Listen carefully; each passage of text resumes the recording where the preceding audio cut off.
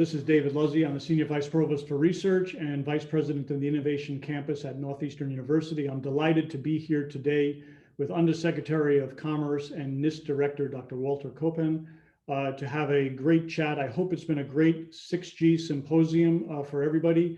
I see that, and I've heard a little bit of it, I see that there's been some great discussion on use cases and KPIs, key performance indicators, the tech landscape and where things are going.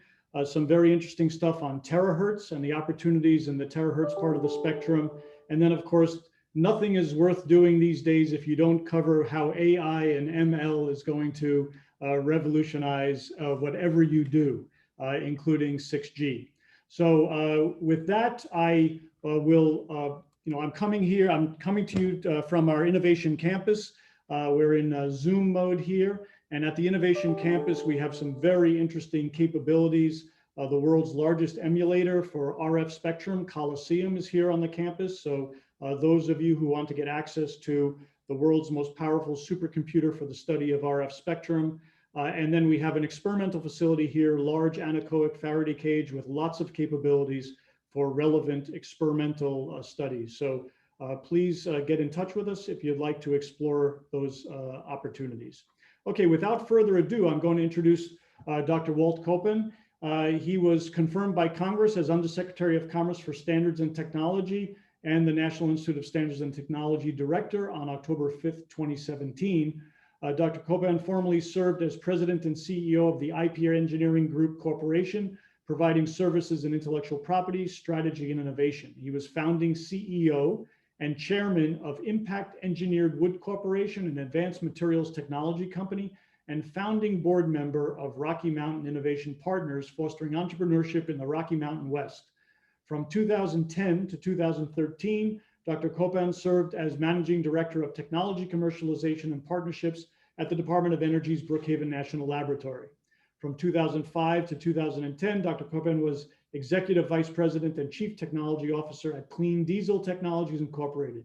Prior to joining that company, Dr. Copan had served at the DOE's National Renewable Energy Laboratory, NREL, as Principal Licensing Executive Technology Transfer. He has also served with the National Advisory Council to the Federal Laboratory Consortium. After earning dual BS/BA degrees in chemistry and music from Case Western Reserve University in 1975, he began his 28-year career with the Lubrizol Corporation. He earned a PhD in physical chemistry from Case Western in 1982, and he has contributed to the U.S. National Academy of Sciences, the Council on Competitiveness, the World Intellectual Property Organization, and the United Nations on Innovation, Technology, and Economic Development Matters. So Dr. Copan will present with slides, and then following the presentation, I will moderate as part of this fireside chat, virtual fireside chat, questions from the audience. And please use the chat window as was said before. So without further ado, Dr. Copan. David, thank you so much. And Alex, if I could ask you to queue up the charts, I just thought it would be helpful in setting the context for some of the work at NIST and really looking to the future of U.S. leadership in advanced wireless communications research and development, and indeed standards development is a national priority for us in the country.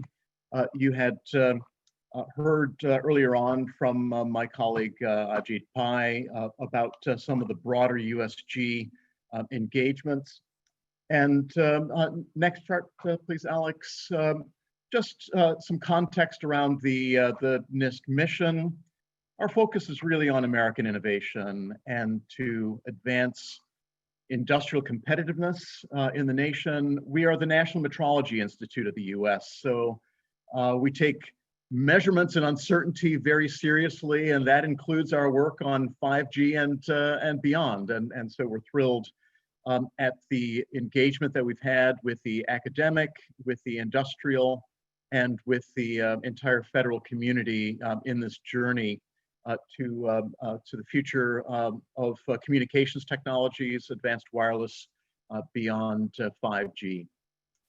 Standards are our middle name in a sense, and so a significant portion of our core research supports our standardization efforts and the translation into technologies with the manufacturing sector and indeed broad adoption of technologies, including policy oversight for technology transfer and that important element of US innovation policy that arises from federally funded research, namely our stewardship for the Bayh-Dole Act, which celebrates its 40th year. It's so important to academic innovation as well as across the national laboratory system.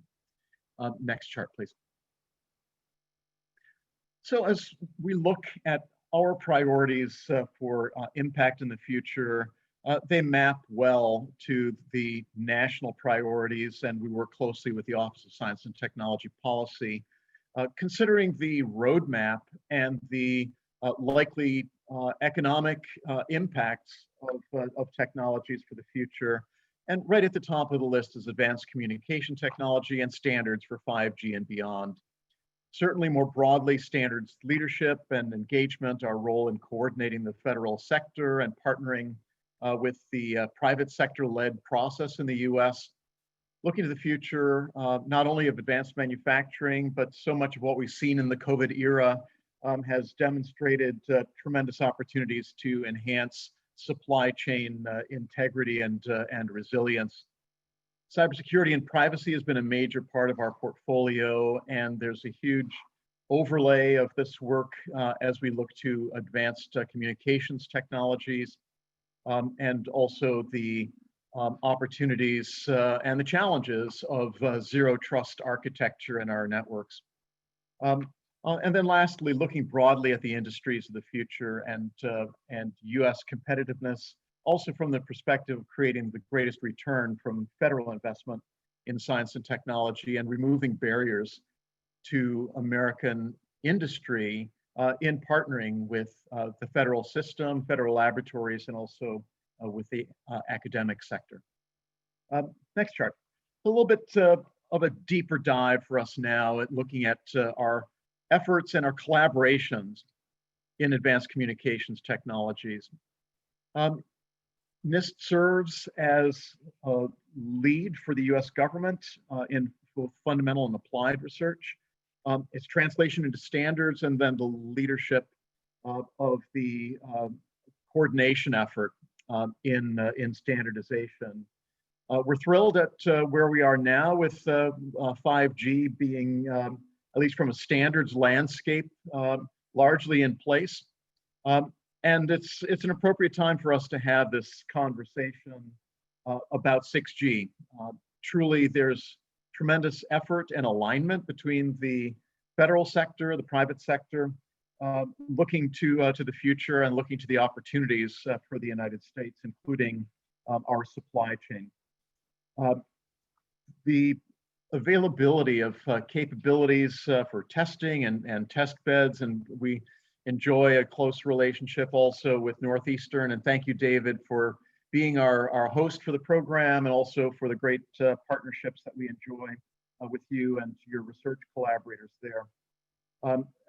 With NIST, we serve as the host for the National Advanced Spectrum and Communications Test Network, which is housed at Boulder, but truly represents a public-private partnership and provides an opportunity for independent assessment of important spectrum measurement challenges. We focus also on the needs of our first responder community, and I'll share a little bit more detail about that. And they serve as important partners as well in the standards landscape and road mapping. And certainly the availability of a broad range of tools for wireless R&D are essential elements of what we provide at NIST in a partnership mode with so many others in private and public sectors alike. Absolutely essential for us as we look at the national priority is to continue to drive research advances in advanced communications technology deployment, to advance and secure supply chains for ICT hardware, and to ensure the security and the functionality and interoperability of the other key areas that are dependent on wireless communications. So next chart, please. Our advanced capabilities, our NIST laboratory that I indicated before, our national broadband interoperability test bed has provided tremendous capabilities for the nation in our migration to 5G and addressing the understanding of spectrum challenges, as well as the applications of artificial intelligence, machine learning protocols for system optimization. Our 5G cellular metrology network test bed has proven to be a tremendous resource for the country. And we also see the benefits of our 5G cybersecurity reference implementation work at our National Cybersecurity Center of Excellence, which has initiated a broad range of programs related to 5G security with broad range of network vendors and carriers, implementing, demonstrating, evaluating increased security capabilities that are provided by the 5G security standards and the supporting technologies that are enablers, in particular the cloud. The Cybersecurity Center of Excellence 5G collaboration is an important part of informing our research priorities, as well as our work in standardization, certainly in the 3GPP standards engagement, as we're looking to foster U.S. industry-based joint contributions to the 5G and now to the 6G standards process. The expertise that NIST brings in cybersecurity privacy is well applied in the wireless communications elements, engaging with the key stakeholders to develop a framework for 5G and beyond supply chain security. We really see this as a groundbreaking approach. It encompasses security from the chip level to the system level, standards-based, independently verified for replication and manufacturing sites, and a much less expensive approach than many of the current methods. So we've seeded this work, and we're just thrilled about the promise that it represents. The next chart, please.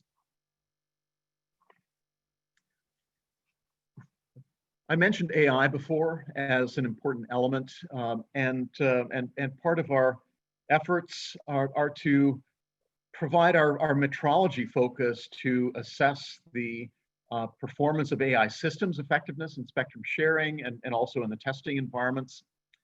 Our collaborations with the CTIA have been a tremendous benefit as well for standard certification tests for cellular-enabled IoT devices.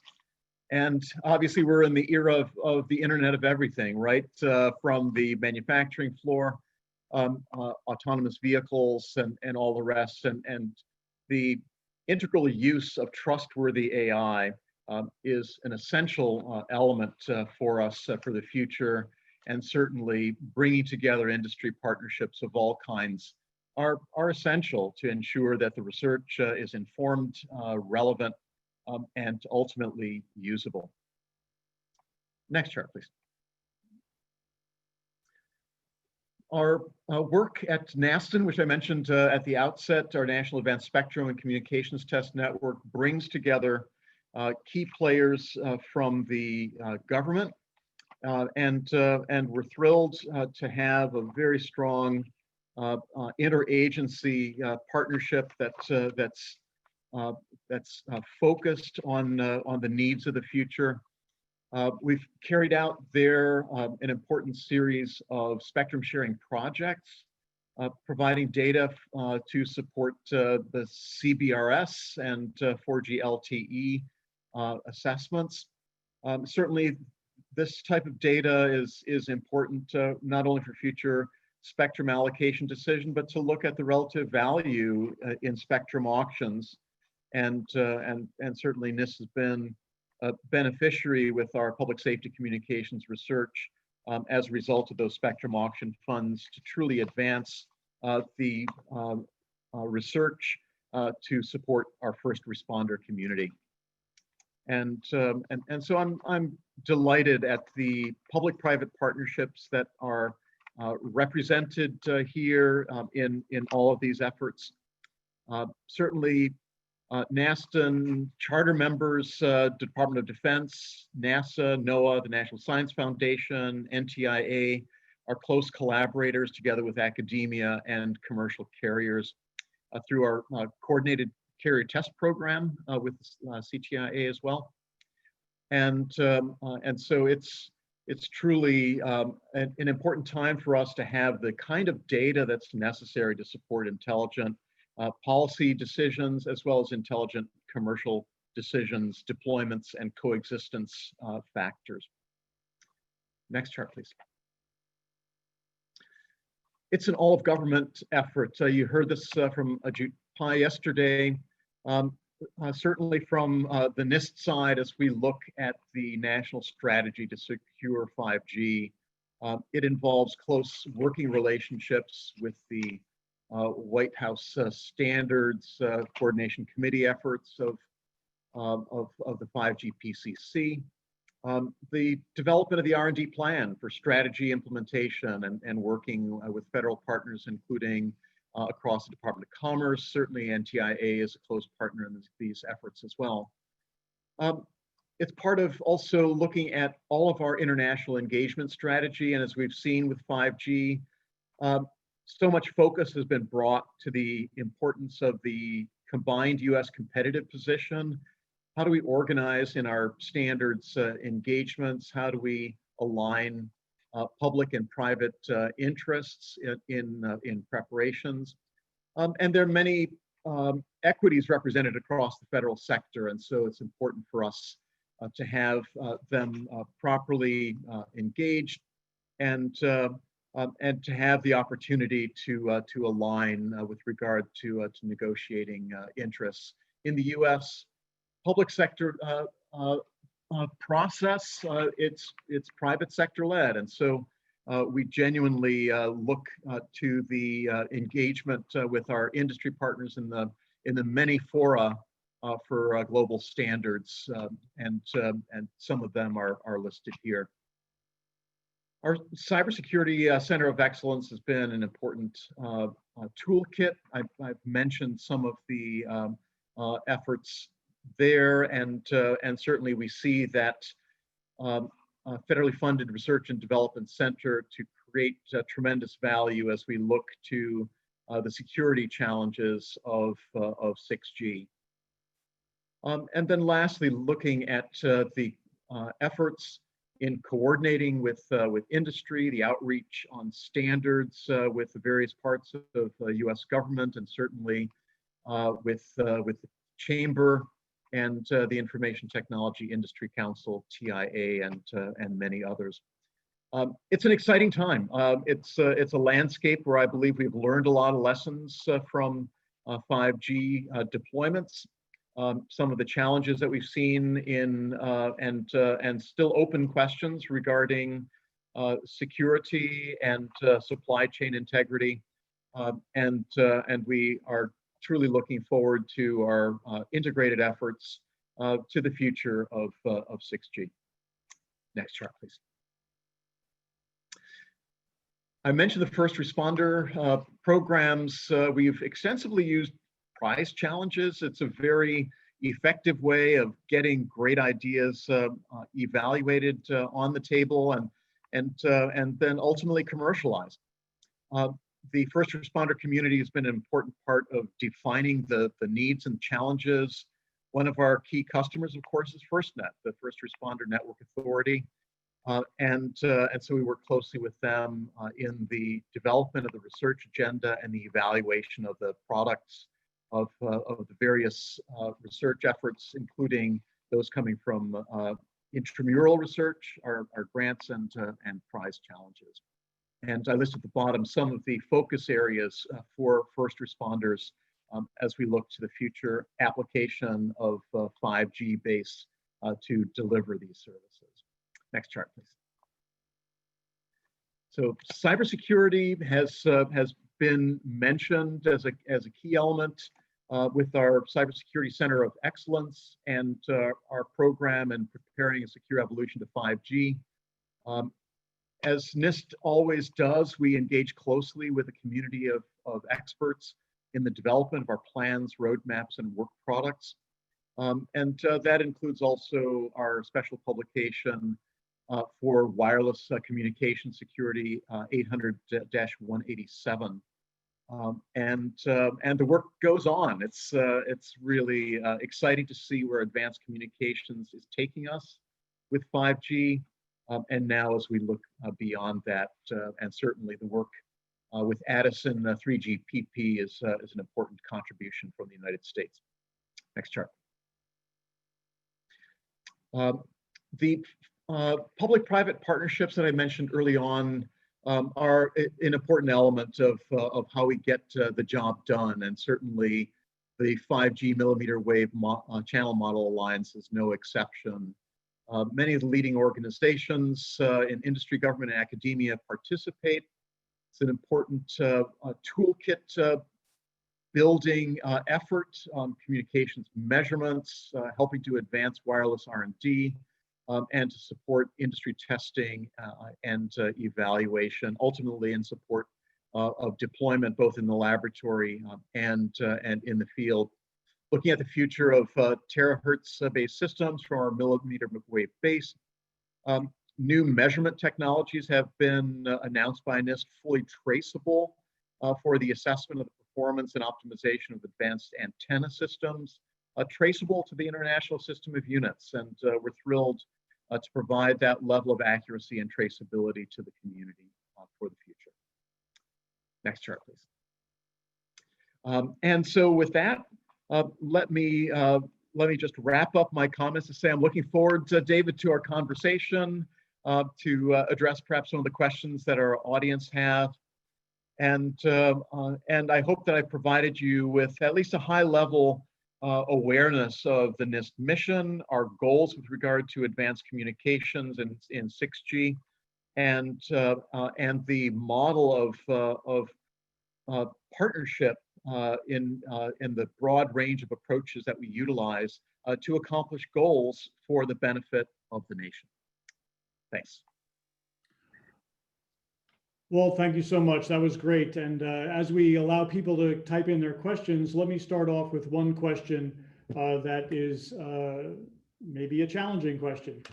So you covered a lot about security and cybersecurity, very important. The history of our wireless communications in this country with regard to resiliency is quite poor, in that while it's great for disasters involving very small numbers, when you have societal scale disasters like disaster zones, it turns out to be quite brittle. As we move into 5G and then beyond, as we prepare for 6G, what is NIST doing to help prepare and improve this kind of gap in our wireless capabilities as a nation in terms of serving societal resilience? Yeah, David, that's it's a critical question, and NIST, as the nation's measurement institute, is also applying our experience in resilience and in disaster resilience, looking to the future. Our approach in metrology and also advanced R&D in support of standards coordination, the focus on the future of not only the supply chain integrity as part of our ability to provide system resilience, but it's also looking together at the lessons that we've learned over time, measuring those failure points and the probabilities of failure, and ultimately looking at the engineered design of system resilience recovery models. Within our cybersecurity framework, for example, we don't anticipate that it's an environment that's going to operate without penetration. So in many elements, the experiences that we've had in cybersecurity response and resilience, preparedness, having frameworks, tools, and guides for best practices, and then the types of engineering solutions that we're talking about for the future in 5G, 6G, and beyond is going to require us to continually push that cutting edge, not only of performance, but also of system robustness, so that we can have that kind of reliability of our systems. Another element here relates to the work that we're doing in positioning, navigation, and timing. And as we know, atomic clocks are absolutely essential for synchronization of advanced communications systems. We're looking now, and we've demonstrated on a regional basis in the Mid-Atlantic area, dramatic performance of our atomic clocks over optical fiber, and tremendously overperforming what we're able to do with GNSS-based distribution and synchronization. And it's an important element of resilience, our ability to have system redundancies, ground as well as through the air, and satellite-based redundancies, as well as those that we have in the much denser 5G networks that will in themselves provide opportunities for much greater resilience engineering, but also many more potential points of failure. And so your point is right on the mark, David. It's a key element of the R&D. Great. So now I think we have plenty of questions to kind of move to the audience questions here. Let me hit you with this one first. Can you comment on spectrum sharing use cases led by NIST that are being tested cross-agency? Yeah, I'm really excited about a lot of the work that has come out of our NASTN projects. They've provided a lot of tools in both the coexistence space with radar, our work. Certainly in the 5G millimeter wave modeling alliance is developing models and related use cases for the entire community. The spectrum analysis for sharing, incumbent informing, etc., using AI and machine learning approaches that is certainly a key part of a use case that is in development now, that will certainly provide, I believe, tremendous benefits. But certainly the work in the mid band is absolutely essential. Certainly the use cases mentioned earlier on in CBRS have been important validated data sets that really are helpful for the community, and so it gives us, I believe, a great starting point. Great. So the next question goes right to the heart of researchers today, which is access to data. Do NIST subgroups have plans to provide open access to data sets from channel models, propagation studies, experimental studies, and where would such resources be found for researchers? Yeah, that's great, and certainly the resources of the millimeter wave channel model alliance provide broad access to the data. There's some data that, of course, needs to be appropriately anonymized with regard to source for security reasons, but the industry thrives on the access to this kind of data. The members of the alliance obviously get the full benefit of participation and access to all of the details of the models, but at a high level, all of that information is broadly available. And the use cases that I mentioned earlier on, including those coming out of the NAST program, our National Advanced Spectrum and Communications Test Network, provide a very rich data source for the research and commercial communities. It's a time where we know that to drive the industry forward and to make intelligent decisions, the access to the appropriate data and models must be part of the services that we provide. As a corollary to that, let me add this question. Is there a person on your leadership team who kind of owns this thorny problem of trying to grow access to data, or is it more a shared responsibility across all your leadership group? No, we actually have a specific leadership point person for all of the data elements, all the data access. And then underneath that, there are sort of specific channels of data that need to be stewarded, curated, and provided. Next question is about cybersecurity. The question is access to results of cybersecurity hacking and testing exercises on the 5G spectrum. Folks want to get access to the results of that. Our Cybersecurity Center of Excellence provides access to a lot of that type of information. You also may be familiar with the National Vulnerabilities Database that's provided as well, that provides specific information on threats, on vulnerabilities, and providing guidance for patches and other mitigation approaches. As we look at advanced communications, there's a broad range of use cases that have been developed. And in particular, in the healthcare sector, there's been a wide range of reports that have been issued in the vulnerabilities, as well as securing protocols that have resulted in those trials.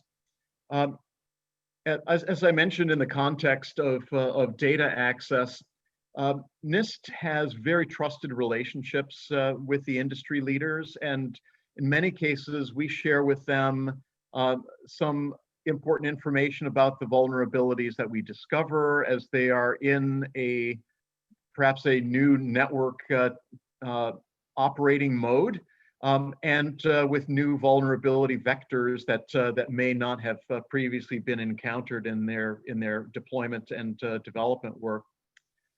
And so it's an important balance for us to provide as much public access as we possibly can, but also provide the heads up, the warnings, if you will, to the private sector partners about specific issues and vulnerabilities.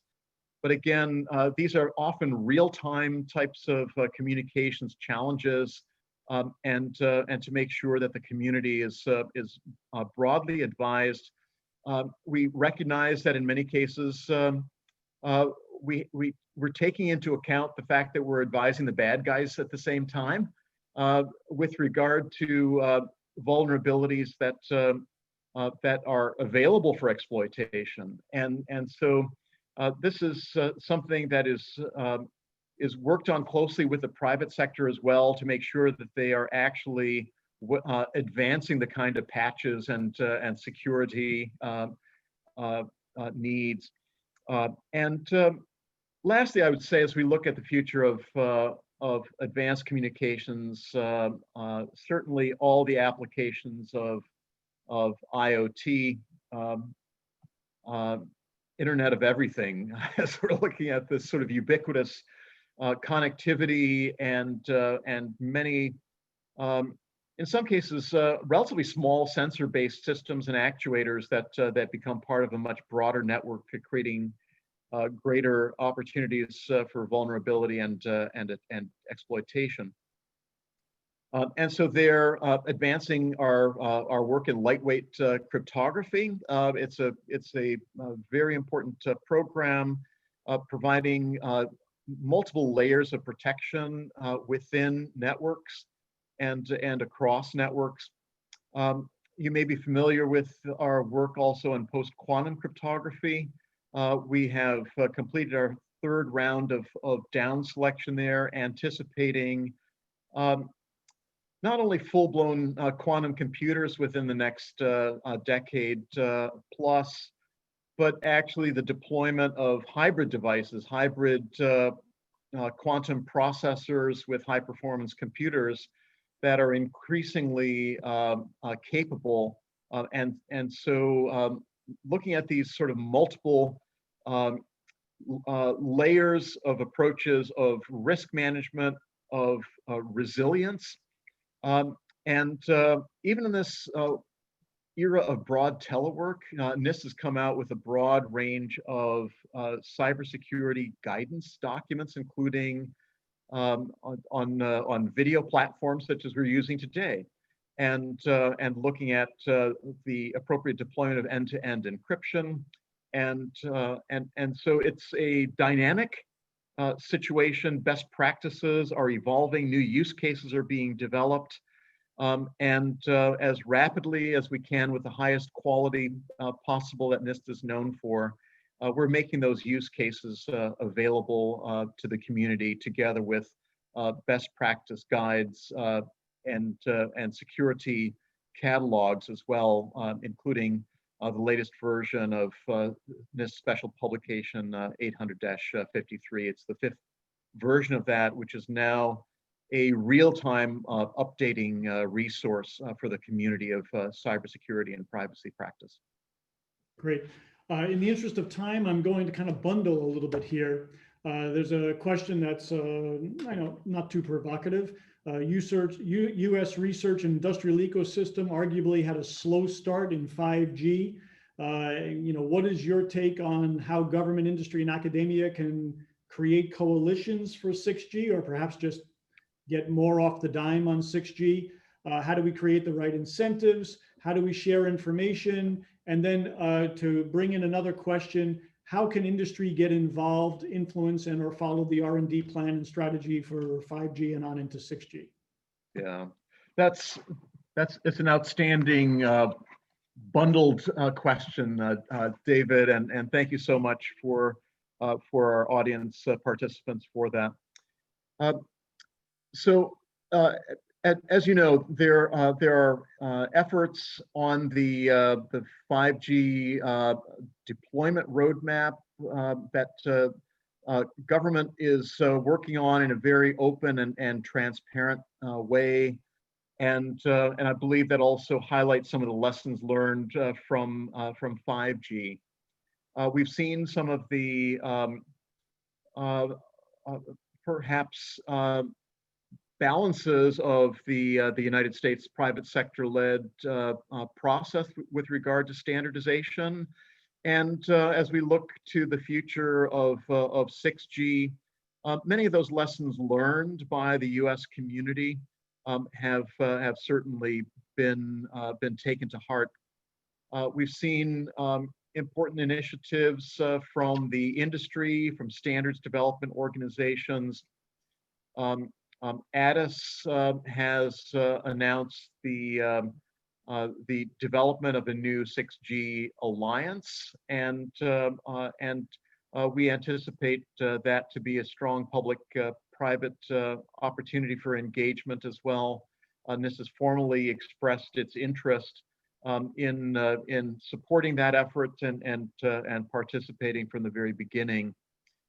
And with regard to incentivizing the right things in standards, one of the outgrowths of our work looking at the future of U.S. innovation and our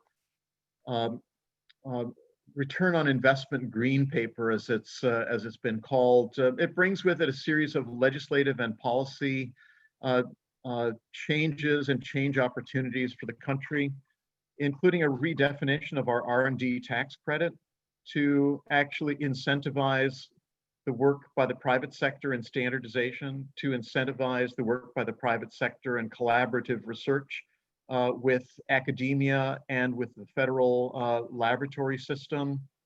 to incentivize also entrepreneurship and early stage investment in this nation. Approaches that have not been brought into our thought process previously to the R&D tax credit system. And so looking at some of these as durable incentives to be available as we're on the journey to 6G, we're looking to incentivize the right things for US leadership, and in many cases to bring the United States to parity with the kind of incentives that are available in other parts of the world for these types of collaborative efforts and for investment in the long game of standards development and negotiation.